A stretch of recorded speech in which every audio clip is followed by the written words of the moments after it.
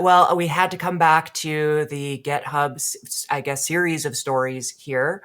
GitHub has made a move to tighten their NPM security amid a wave of phishing and malware attacks. They are making major changes to registry security for NPM following recent attacks, including targeted phishing campaigns and over 500 compromised packages containing secret stealing malware.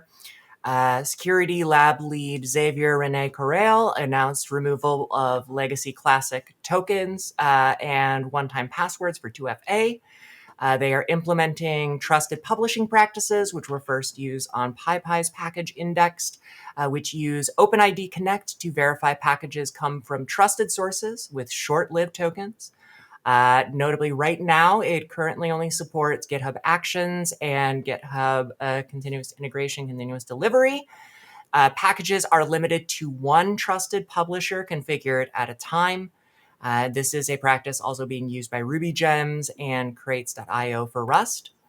There were some comments in the article that we pulled from here. One that I wanted to pull out was that OIDC is in and of itself is simply delegating authorization to another platform and doesn't by itself address core issues. So I guess to kick us off, it's encouraging to see that GitHub is putting these changes into place quickly. What are some lessons that admins can take from this sort of trusted publishing approach, maybe to use in their own environment, where we've talked a lot about, configuring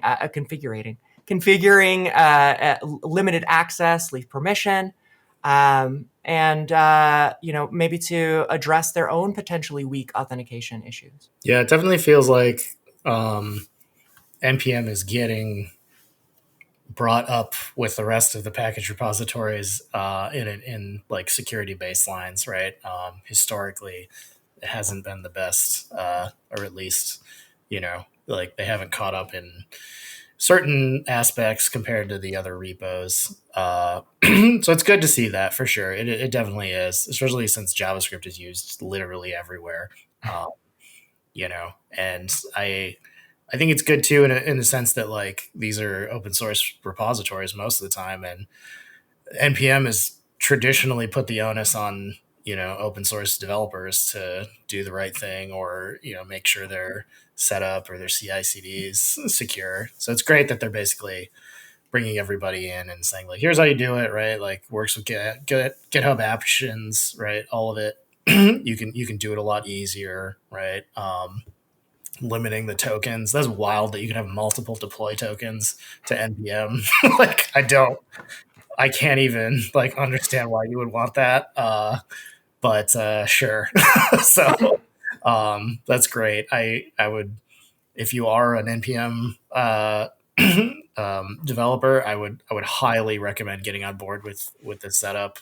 It is literally the way everyone does it. So it's good that we're getting away from the just kind of everybody did the open source way of like maximum choice, but choice paralysis, right, with security. So, and that comment from the article, just delegating authorization without addressing core issues, that was a take, that was a statement. I wanted us to kind of share our take on that. Is that something where we're in alignment with that feeling, or was this sort of the right choice here to integrate OpenID Connect as part of the solution to try and solve this problem they've been experiencing doing this management on their own?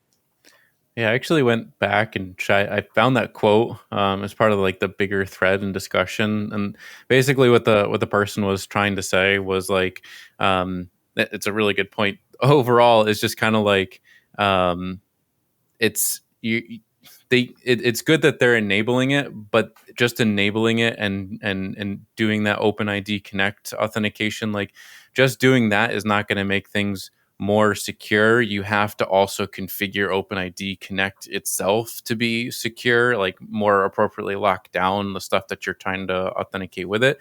And that's true for a lot of tools that we use. Like you can't just deploy something and expect it to be secure nowadays. Usually you have to be like, okay, I'm going to deploy this and I'm going to do XYZ that's going to help me harden my environment. And that's why they're looking to deploy OpenID Connect, is because it's got those extra little pieces that will allow them to be further like, we're going to check these boxes. It's going to make everything more secure. So yeah, if they had just rolled it out and done nothing with it, then yeah, that person's right. And that's the point that they're trying to make in that thread. And they basically said, like, you've got to not only deploy it, but you also have to do these other things in the OpenID Connect to make sure that it's actually making things more secure.